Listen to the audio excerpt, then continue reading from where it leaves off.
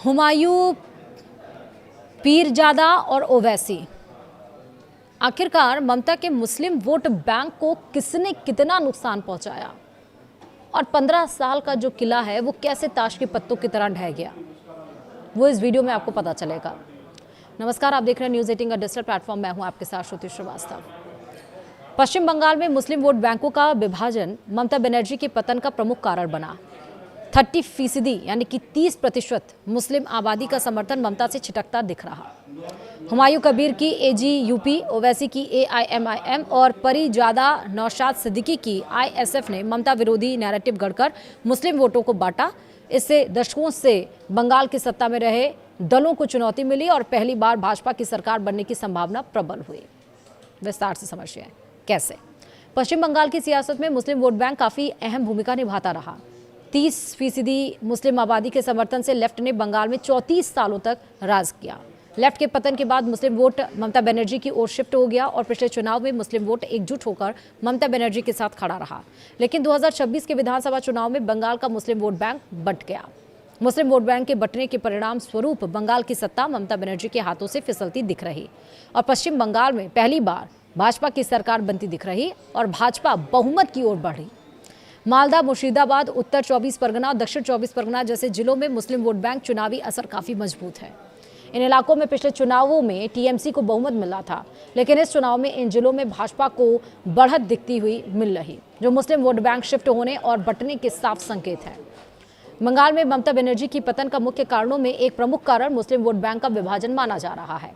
मुस्लिम vote के विभाजन में मुर्शिदाबाद में बाबरी मस्जिद के शिलान्यास कर सुर्खियां बटोरने वाले हुमायूं कबीर, असदुद्दीन ओवैसी की पार्टी एआईएमआईएम और परिजादा नौशाद सिद्दीकी की पार्टी आईएसएफ ने अहम भूमिका निभाई। इन पार्टियों ने चुनाव के दरमियान एक नैरेटिव बनाने की कोशिश की कि ममता बनर्जी मुस्लिमों को केवल एक वोट बैंक के रूप में इस्तेमाल कर रही हैं और ममता बनर्जी और उनकी पार्टी मुस्लिमों की हितैषी नहीं है। इस नैरेटिव का चुनाव परिणाम का असर भी दिखा। ममता बनर्जी ने नाराज होकर पूर्व मंत्री हुमायूं कबीर ने चुनाव से पहले नई पार्टी आम जनता यूनियन पार्टी यानी कि एजीयूपी का गठन किया। बाबरी मस्जिद के शिलान्यास के मुद्दे पर तृणमूल कांग्रेस ने उन्हें पार्टी से बेदखल कर दिया था। हुमायूं कबीर ने राज्य की 294 सीटों में से 215 पर अपने उम्मीदवार उतारे थे। हुमायूं कबीर खुद मुर्शिदाबाद की 2 सीटों रेजीनगर और नौआदा से चुनाव लड़े। दोनों ही सीटों पर शुरुआती रुझानों में हुमायूं कबीर आगे रहे। जिस तरह से हुमायूं कबीर ने मुस्लिमों को अपनी ओर बाबरी मस्जिद बनाने की बात कहकर एकजुट किया, उससे ममता बनर्जी की मुस्लिम वोट बैंक को नुकसान पहुंचा। दूसरी ओर बिहार चुनाव में शानदार प्रदर्शन के बाद असदुद्दीन ओवैसी की पार्टी एआईएमआईएम ने पश्चिम बंगाल में चुनावी दांव लगाया था। आरंभ में ओवैसी ने हुमायूं कबीर की पार्टी के साथ गठबंधन किया, लेकिन हुमायूं कबीर के एक वीडियो वायरल होने के बाद ओवैसी ने हुमायूं कबीर से नाता तोड़ लिया। ओवैसी की पार्टी ने 12 सीटों पर उम्मीदवार उतारे थे। हालांकि इस चुनाव में ओवैसी की पार्टी को ज्यादा वोट नहीं मिलता हुआ दिखाई पड़ा, लेकिन जिस तरह की नैरेटिव ओवैसी ने पैदा किया उससे मुस्लिमों में ममता बनर्जी के प्रति असंतोष तो जरूर पैदा हुआ। उसी तरह से चुनाव में जीत की शुरुआत ममता बनर्जी की पार्टी तृणमूल कांग्रेस ने 2008 में दक्षिण 24 परगना के जिले से की थी। वहां पहली बार जिला परिषद पर टीएमसी ने कब्जा किया था और उसी दक्षिण 24 परगना के भांगड़ में परिजादा नौशाद सिद्दीकी ने ममता बनर्जी को झटका दिया था और भांगड़ सीट पर जीत हासिल की थी। परिजादा अब्बास सिद्दीकी बंगाल के प्रमुख मुस्लिम धार्मिक नेता हैं। उन्होंने 2021 में स्थापित इंडियन सेकुलर फ्रंट यानी आईएसएफ की पार्टी की स्थापना की थी।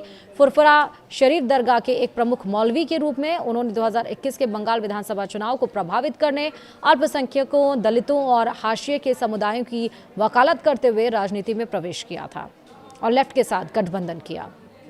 अब्बास सिद्दीकी के भाई नौशाद सिद्दीकी के तृणमूल कांग्रेस के गढ़ में 2021 में जीत हासिल की और इस बार भी वह फिर से चुनावी मैदान में है। आईएसएफ कैंडिडेट नौशाद सिद्दीकी का भांगड़ में तृणमूल कैंडिडेट शौकत मोहल्ला से मुकाबला है और वह कई राउंड में पिछड़ने के बाद अब जीत की ओर बढ़ रहे हैं। ग्रामीण बंगाल में मुस्लिम वोटिंग समीकरण बदलने में इनकी अहम भूमिका मानी जा रही है। मुस्लिम समुदाय के बीच ममता बनर्जी की पार्टी को लेकर जो असंतोष पैदा हुआ उनमें इन नेताओं की अहम भूमिका है और इसी वजह से टीएमसी पीछे रह गई। फिलहाल आपका क्या सोचना है, किन किन कारणों की वजह से टीएमसी पीछे रह गई?